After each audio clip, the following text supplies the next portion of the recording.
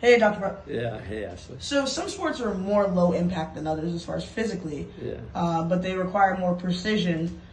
What sports do you think are probably the most physical? Well, football, I mean, is clearly ridiculous. It's gladiator type shit. And even though they've cleaned it up with the concussion protocols and a lot of the, rules now that are benefiting the offenses, it's still pretty brutal.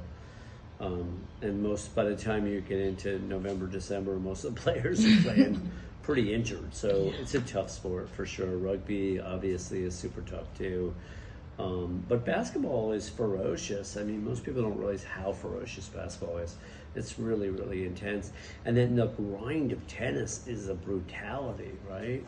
And then think about hitting 1,000 golf balls a day on your back. I mean, that can't be good, right? So this is, on each in its different way, is intense. But if you're catching a pass over the middle, even though you can't do helmet to helmet, you're going to get creamed. Have you seen any sports that you say, no, you know what?